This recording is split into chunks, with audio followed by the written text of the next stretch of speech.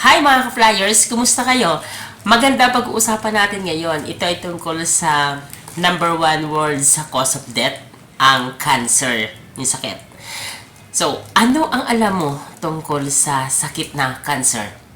Share mo naman dito sa ating episode. Pwede ka mag-comment yan sa ibaba so that our viewers and other followers shall know na maraming merong alam tungkol sa sakit na ito. Malay mo, dagdag information ito para makatulong sa ating mga sumusubaybay sa programang ito.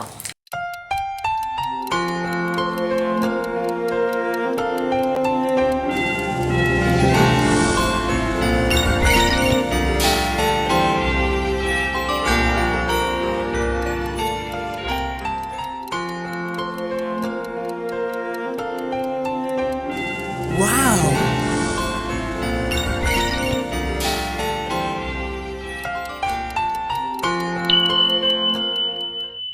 Hello, welcome kayo dito sa aking bahay.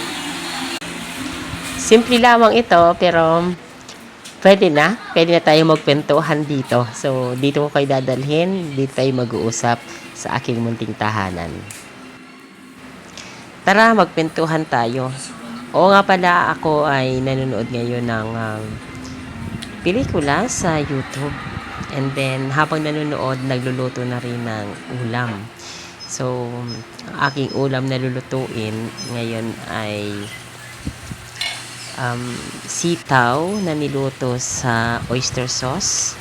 Tapos, ang sahog niya ay piniritong itlog na hinalo sa bagoong. Ayan. So, ang sarap nito. Try natin. Pero ito, experimental lamang. Pero hindi yan yung ating pag-uusapan sa ngayon. Iwanan muna natin yung ating niluluto. Maya-maya balikan natin.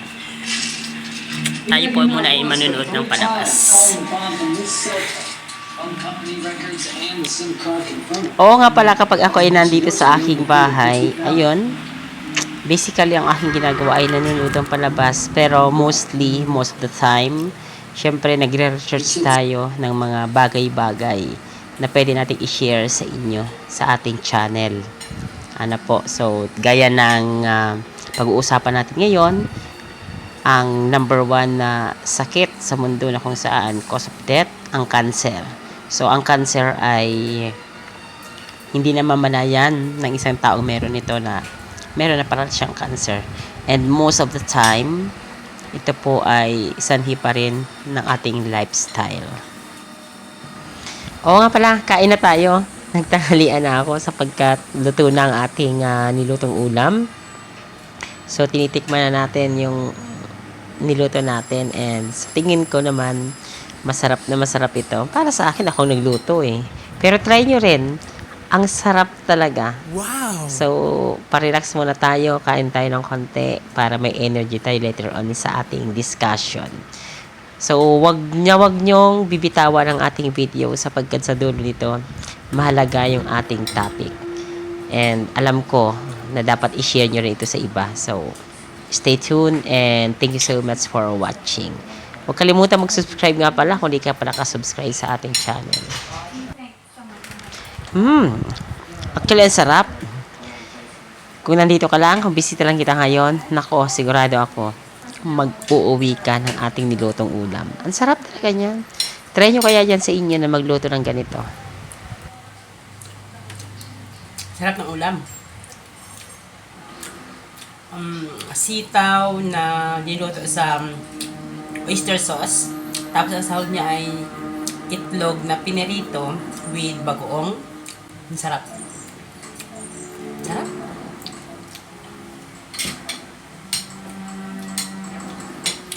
O nga pala, may pag-uusapan tayo mamaya after kung kumain. Regarding sa lifestyle pa rin natin sa health. So pag-uusapan natin yung mga causes and preventions ng sakit na cancer. Kasi alam ko marami sa atin ang medyo kulang pa sa kaalaman kung ano yung mga dahilan, sanhi, paano maiwasan yung sakit na cancer. Ano po, so pagkatapos kumain, usap tayo. Dito lang sa Flyers TV and Salveo Well TV. Kung di ka pa nakasubscribe, mag-subscribe ka na. Thank you! Oo nga pala, bago ko makalimutan, gusto ko yung batiin ng maligayang pagsalubong ng bagong taon ng 2024. Ang wish ko para sa inyong lahat mula sa Flyers TV and mula sa Salveo Well TV, of course, from my heart. Have a prosperous 2024. Sana lahat tayo ay maging maganda ang darating na bagong taon. Okay? And of course, I hope na sana po ay marami pa tayong mag-encounter na magagandang kwento na ating itatampok sa ating channel sa Flyers TV and Salveo Well TV. Suportahan niyo po ang ating channel at marami kayong matututunang kwento na makakatulong hindi lamang po sa inyo at pwedeng makatulong sa ibang kakilala ninyo lalo sa mga kamag-anak natin. Don't forget to subscribe my channel, The Flyers TV, Salveo Well TV. This portion is brought to you by Salveo Well, saving lives. Salveo Barley Grass. Why Salveo? Because it is 100% pure and organic, a superfood, an FDA approved, a multi-awarded supplement, grown in a pollution-free environment, organically planted without pesticides and chemicals. Harvested at a young age when it is nutritionally dense. Salveo Well, changing lives. Wow! Yes, mga ka-flyers, hello! Umpisahan na natin ang ating usapan sa araw na ito. So kanina nasabi ko sa inyo na ang pag-uusapan natin ay regarding sa sakit na cancer. And yes, marami sa atin ang medyo kulang pa sa kaalaman kung saan nga ba nakukuha or ano yung mga sanhi, ano yung mga dahilan kung bakit mayroong sakit na cancer ang isang tao. Especially na yung mga may hilig dun sa mga pagkain na major source na mga nutrients na nagde-develop or nagpapadevelop nitong cancer. Okay. So, ang pag-uusapan natin ngayon, so ano yung mga sanhi, ano yung mga dahilan ng pagkakaroon ng isang cancer, at saka ano yung prevention na pwede natin gawin. Of course, number 1 dyan ang Salveo. Yes, mga ka-flyers, malaking factor ang ating lifestyle, yung ating mga kinakain, iniinom, na maging factor to be considered para dun sa ating topic. Sapagkat ang lifestyle, lalo-lalo na sa ating mga ini-intake na mga pagkain, inumin, ay major cause ng sakit na ito. So, ano-ano nga ba ang mga dahilan, sanhi, or saan natin nakukuha ang sakit na cancer? So, kung malalaman natin kung ano yung pinagmumulan, ano yung cause, ano yung pwede makapag-trigger ng sakit na cancer, malalaman din natin, of course, kung paano ito maiiwasan. Diba? Gaya nga na nasabi natin, prevention is still better than cure. So, ibig sabihin, mas maganda na iwasan natin ang pagkakaroon ng anumang klase ng sakit kesa magpagaling sa sakit. Una, syempre, magastos. Pangalawa, pwedeng 50-50. Pwedeng gumaling ka, pwedeng hindi, or pwedeng mas malaki pa ang pwedeng maging damage nito sa ating katawan. So, mas maganda na i-prevent na natin ito. Although, mag-i-invest talaga tayo sa prevention. Kalusugan natin to eh. Hindi natin kailangang hintayin na magkaroon pa ng sakit bago mag-prevention. Okay? Stay tuned. Ayan, napag-usapan naman lang natin yung prevention na tinatawag. So, ang SBG ay isa na sa mga paraan para ma-prevent ang anumang klase ng sakit, gaya ng cancer. Bakit? Malaki po kasi yung itutulong ng SBG para ma-detox yung mga ini-intake natin na free radicals na causes ng iba't ibang uri ng sakit including cancer. So, kung mahilig ka mag-detox or mag-inom ng SBG, 100%, hindi lang 99.9, it's 100% sure na may iwasan mo yung iba't ibang uri ng sakit. Okay? So, better invest now on your health. At pagdating sa barley grass, magtiwala po kayo sa Salveyo lamang. Purong-puro at subok ko na ito. Panoorin natin itong ating short information regarding Salveyo. Stay tuned! Okay mga ka-flyers, dapat alam natin yung mga pagkain na ating mga paborito, pero sa isang banda, sila pala yung pwedeng magpa-trigger ng ating cancer, kung mayroon man tayong sakit na cancer. Ibig sabihin, ito yung mga cause. So, syempre, number 1 na dyan, although hindi natin i-discuss, is almost lahat ng sweets. Lahat ng sweets, including candies, chocolates, lalong-lalo na yung gumagamit ng mga artificial glucose or artificial sugar. Paboritong pagkain yan ng cancer cells natin. So, kapag mahilig ka sa matatamis, sobra-sobra, number 1 po yan na pagkain ng cancer cells natin. So, iwasan na natin ang sobrang tamis, especially the products that uses artificial sugar. Makukuha natin yan sa mga chocolates, candies, mga carbonated drinks, diba? So, yun. Isa yan sa mga dapat natin iwasan. Pero marami pang pagkain ang sadyang cause, dahilan ng sakit na cancer. At kapag nalaman mo ito na rin yung ating prevention. Ibig sabihin, iiwasan mo ng kainin ito or minimal. And of course, laging sasabayan ng SBG. We have to detox every time. Okay? Ayan, bago tayo magpatuloy, hawak ko dito ngayon yung dalawang Salveyo products na mga paborito natin ito lahat eh. Alam ko walang taong hindi mahilig sa kape. Ano ang connection nito sa ating topic? May connection pa rin siya sapagkat kung kayo po ay mahilig dun sa commercial coffee, na mga 3-in-1, ano po. So, meron din yung mga ingredient na paborito ng cancer cells natin. Di ba may sweets din dyan and hindi natin sure kung artificial sugar ang gamit nga ba dyan o hindi. Pero may isa siyang ingredient na dapat iniiwasan natin. Ito yung mga trans fat.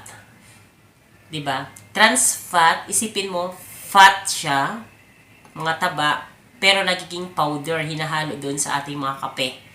So, kasama doon syempre yung mga hydrogenated oils, of course. So, iwasan natin yan. So, itong dalawa na ito yung kape ni Salveyo Well. So, very organic at very healthy. Lalo na kung may sakit ka sa puso o palpitation of the heart, ito yung the best, itong shiitake. Kung ikaw naman ay parang sa tingin mo sobra-sobra ka na sa taba, gusto mong ma-maintain ang sexy body, no, physically fit, ito yung para sa iyo. Itong good shape skinny latte mula sa Salveyo. So, Salveyo yan, kaya tiwala ako dyan. Okay, balik tayo din sa ating topic. Ano pa yung mga pagkain na nagpapalala or pwede magpa-trigger or pagkain ng ating mga cancer cells sa ating katawan na nagkukos para ito ay mamaga, maging bukol. Diba? Number 1 nga, yung sweets na makukuha sa candies and chocolates. Ano pa yung iba? Marami pang iba. Mga paborito nating pagkain na dapat nating iniiwasan. Pero nakakategoriyaan itong pagkain na ito kasi nasa daily meal natin yan. Nakakategory ito doon sa mga pagkain na malalansa. So, kapag mahilig tayo dun sa mga pagkain na malalansa, yan, number 1 yan. Pero, disregard natin yung mga fish o isda. Malansa sila pero hindi sila kasama dun sa mga bawal. Questionable? tumuto ka para hindi kumunot ang iyong noo. Okay? Pag-uusapan natin yan after nitong ating patalastas. Okay, thank you so much, Salve Yuel, para dyan sa ating patalastas. Kaya tayo. O nga pala, pagdating sa tinapay, the best kung wet bread ang inyong mabibili sapagkat mas suggested natin yung wet bread kasi mas healthy siya kumpara dito sa white bread. Okay, back dun sa ating topic. Ano yung mga pagkain na malalansa na bawal masobrahan ka or hanggat maaari iwasan natin kumain ng sobra or kung may sakit ka na cancer, magpapatrigger lalo ito. Ito yung mga pagkain na malalansa. Disregarded dyan yung isda. Okay? Number 1 na malansa. Chicken. Manok. So, ibig sabihin, ang manok ay isa sa mga pagkain, ulam na malalansa na paboritong pagkain ng ating mga cancer cells. So, kung mahilig ka sa manok, napakalaki ng chance na magkaroon ka ng sakit na cancer. Pero disregarded natin dyan yung mga organic chicken. Pag sinabi organic chicken, never silang pinakain ng mga feeds. So, yung mga nasa province yun. Okay? So, okay yon. Chicken. Pag sinabing chicken, ibig sabihin, kasama dyan yung itlog. Huwag mo nang pag-usapan kung ano yung nauna, itlog o manok. Pareho yan malansa, kaya pareho yan bawal hanggat maaari. At kung sobra-sobra sa consumption tayo sa manok or sa itlog, malaki ang chance na magkaroon ka ng sakit in the future na cancer. Manok. Pangalawa, sa malansang pagkain, of course, yung galing sa dagat, syempre. Disregard natin ang isda, pusit. So, yung mga may hilig sa pusit, malansa po ang pusit. So, ibig sabihin, healthy naman siya, kaya lang, pag nasobrahan, yun na nga. So, paborito ko pa naman yun. Ngayon alam ko na rin, hindi na rin ako kakain ng pusit muna. Paminsan-minsan siguro, or mahilig ka sa calamares, di ba? Calamares, pusit, kugita, yung family niya. Isa siya sa malalansang ulam or pagkain. Manok, itlog, pusit. Yung family ng pusit. Di ba? So, yun pala yun. So, meron pa nakasama dyan. Okay? Maliban dyan sa dalawa, meron pa. Okay, tuloy-tuloy na tayo. So, ano-ano pa yung mga ulam, pagkain na paborito natin na malansa na can cause cancer. Ayun. So, na-discuss na natin yung manok, itlog, basta hindi native, malansa yan. Pusit, ba? Ano pa yung ibang pagkain para maiwasan na natin? Yung iba pang malalansang pagkain na can cause cancer, walang iba kundi yung paborito nating ulam, paborito ko din yun, hipon. Hipon, diba? Lobster, wow.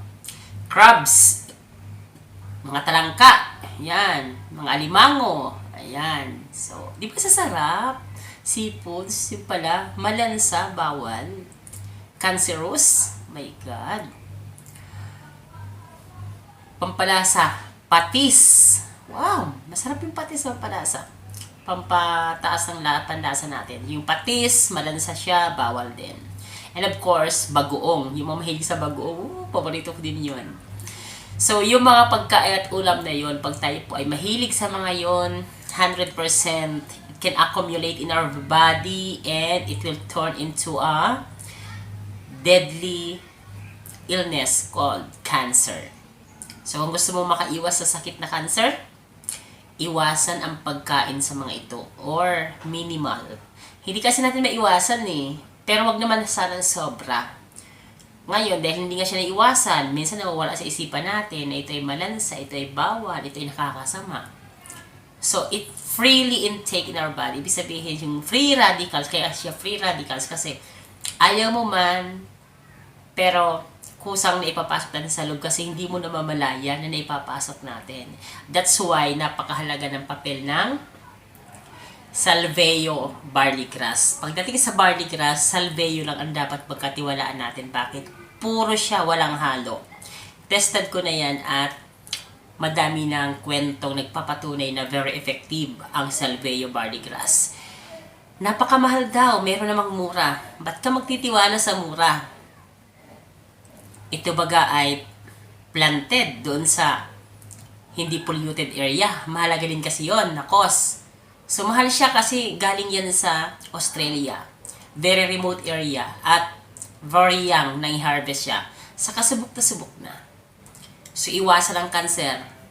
Freely, mag-detox na lang tayo. SBG number 1. Para order, may link ako dyan sa ating video. Okay?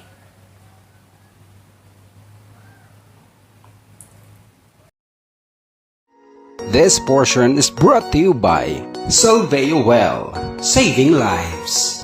Salveo barley grass. Why Salveo? Because it is 100% pure and organic, a superfood, an FDA approved, a multi-awarded supplement, grown in a pollution-free environment, organically planted without pesticides and chemicals, harvested at a young age when it is nutritionally dense. Salveo Well, changing lives. Wow!